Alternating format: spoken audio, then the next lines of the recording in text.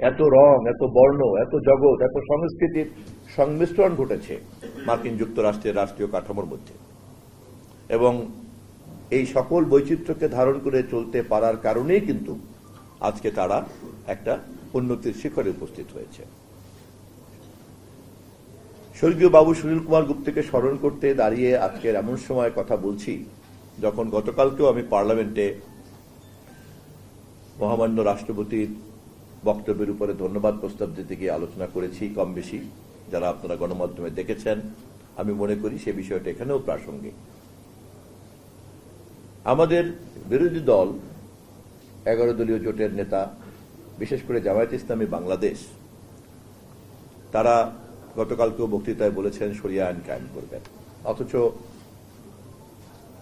গত 14ই জানুয়ারি জামায়াত ইসলামের কেন্দ্রীয় কার্যালয়ে যখন খ্রিস্টান সম্প্রদায়ের একটি প্রতিনিধি দল দেখা করতে গিয়েছিল, সেখানে স্পষ্টভাবেই জামায়াতের আমির ডক্টর শফিকুর রহমান, আজকের বিরোধী দলীয় নেতা, তিনি বলেছেন যে তারা শরিয়া আইন রাখবেন না, দেশের প্রচলিত সংবিধান আইন অনুযায়ী তারা ক্ষমতায় গেলে দেশ পরিচালনা করবেন। আমি কোনো মন্তব্য করতে চাই না। উপস্থিত গণমাধ্যমে যারা এখানে আছেন, আমি তাদের মাধ্যমে জানতে চাই কোনটি তাদের অবস্থান। আমি কোনো মন্তব্য করতে চাই না, আমি শুধু জানতে চাই তারা কি দেশের প্রচলিত সাংবিধানিক আইনকে মেনে শাসন ক্ষমতা পাওয়ার চেষ্টা করছেন, নাকি তারা শরিয়া আইন প্রতিষ্ঠা করার প্রতিশ্রুতি দিয়ে বা প্রতিজ্ঞা নিয়ে রাজনৈতিক, সাংবিধানিক এবং সংসদীয় তৎপরতা চালাচ্ছেন। আমার কোনো মন্তব্য নাই, আমি শুধু এই প্রশ্নটা রেখে দিলাম। তবে এটা খুব পরিষ্কার একটা শুভ লক্ষণ। আমরা লক্ষ্য করেছি যে এবারের নির্বাচনে 2 জন অমুসলিম সম্প্রদায়কে তারা মনোনয়ন দিয়েছেন। আমরা জামায়াত ইসলামের জন্মের লগ্ন থেকেই আমরা খেয়াল করেছি যে তারা ধীরে ধীরে ধীরে ধীরে অনেক পরিবর্তন এনেছেন। জন্মলগ্নে মওদুদী সাহেব যেটা বলেছিলেন, ইসলামী সংবিধান তৈরি করতে হবে, এবং যে কারণে পাকিস্তান জন্মেরও তারা বিরোধিতা করেছিলেন। মুসলিম লীগের নেতৃত্বে পাকিস্তানের এই সংগ্রামকে তারা একটা প্রকৃত আদর্শ ভিত্তিক আন্দোলন মনে করেন নাই বলেই পাকিস্তান আন্দোলনের বিরোধিতা করেছিলেন। পাকিস্তান জন্মের পরে মেনে নিয়েছিলেন।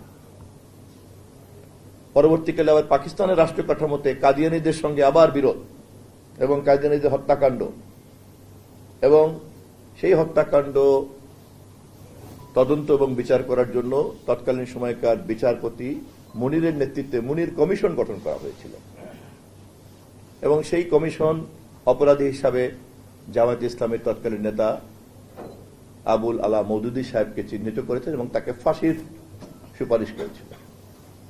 পরবর্তীকালে ফাঁসির আদেশ কমিয়ে তাকে কারাবন্দী থাকতে হয়েছে বছর 2 মতো।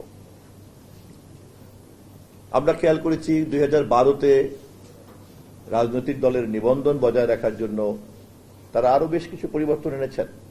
তাদের গঠনতন্ত্রে ছিল যে আল্লাহর আইন কায়েম করতে হবে, আল্লাহর শাসন কায়েম করতে হবে, সার্বভৌমত্ব, ইসলামী শাসন ব্যবস্থা ইত্যাদির ক্ষেত্রে তারা পরিবর্তন নিয়ে আসছেন। আমাদের সাংবিধানিক যে সমস্ত শব্দগুলি আছে সেভাবে তারা এটাকে রিপ্লেস করেছেন। আমরা সাধুবাদ জানাই যে এভাবে জন্মলগ্নের যে অবস্থান, সেখান থেকে যে ধীরে ধীরে ধীরে ধীরে পরিবর্তন হতে হতে হতে হতে গত জানুয়ারি মাসের যে শরিয়া আইন বাতিল করে প্রচলিত আইন অনুযায়ী যে তারা রাজনীতি করার প্রতিশ্রুতি আমরা দেখেছিলাম পত্রিকায়, সেজন্য আমি ধন্যবাদ জানাই।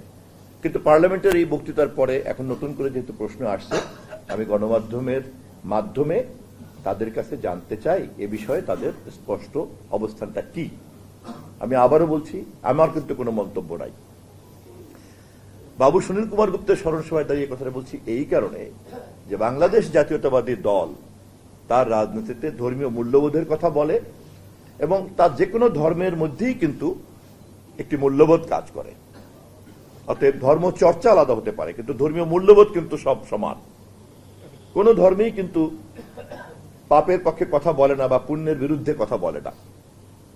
এটাই হচ্ছে ধর্মীয় মূল্যবোধ, যা সকল ধর্মের মধ্যেই বিরাজ করে।